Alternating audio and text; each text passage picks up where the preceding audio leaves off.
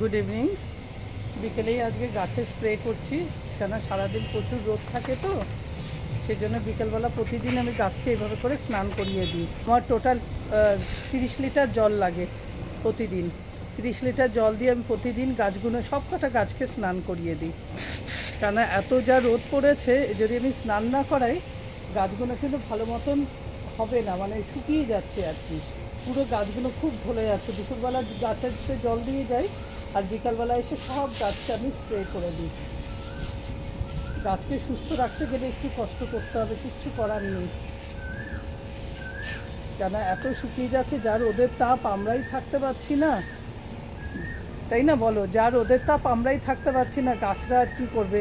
ওদের তো একটু দিতেই হবে জল, ওরাও তো আমাদের ওপরে, টবের গাছ তো আমাদের ওপরেই নির্ভর না।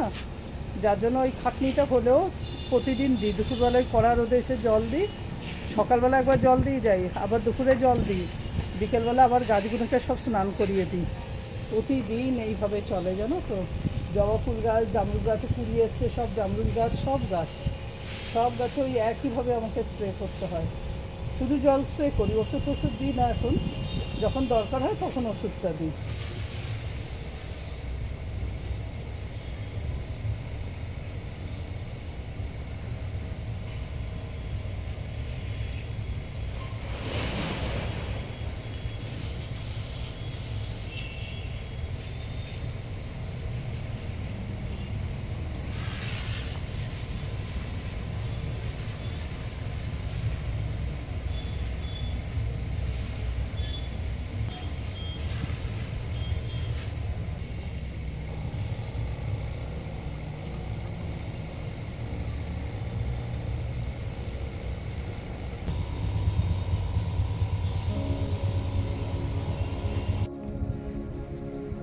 যা রোদ পড়েছে, সকাল আর বিকেলবেলা ছাড়া এই গাছের আর জংলা টংলা কিছু তোলা যায় না।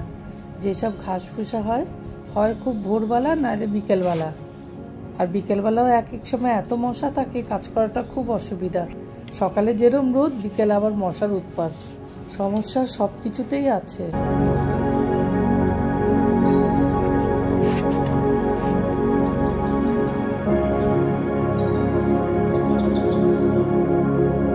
রামনবমীতে আমরা প্রত্যেক বছরই পতাকাটা লাগাই।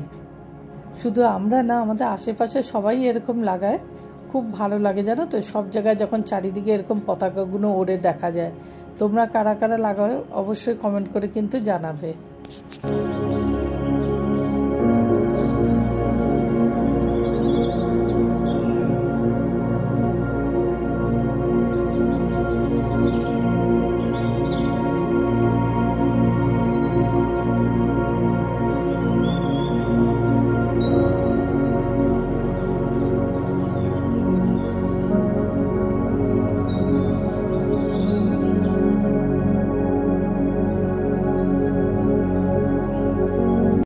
চৈত্র মাস পড়ে গেছে, আজকে একটু ঝাড়াঝাড়িও করবো। আর জামা কাপড়গুলো অনেক ভুর করে রেখেছি, সেগুলোকে সব গুছিয়ে আলমারিতে তুলে দেবো।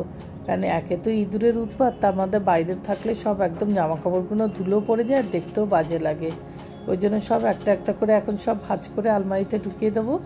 আর লিওটার দেখো, এটা ছোটোবেলার অভ্যাস, জামা কাপড় থাকলে তার ওপরে এসে বসে পড়বে। বদমাশি ওর সবসময় থাকে, যাই বলো ওর বদমাশিগুলো কিন্তু ভালোও লাগে।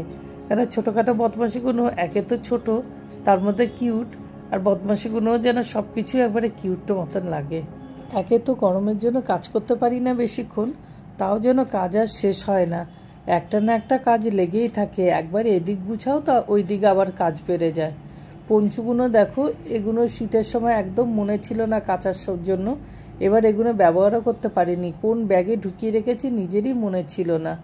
তা আজকে যখন স্টোর পরিষ্কার করতে গিয়ে দুদিন আগে, তখন এগুলো চোখে পড়লো, সেগুলোকে আবার নিয়ে রেখে দিয়েছে। আজকে সব কেচে আবার শুকো দিয়ে দিলাম। এই আবার সব উলের জিনিস আবার তুলতে হবে। যতই কাজ করো তো কাজের আর শেষ হয় না, কিছু না কিছু কাজ লেগেই থাকে।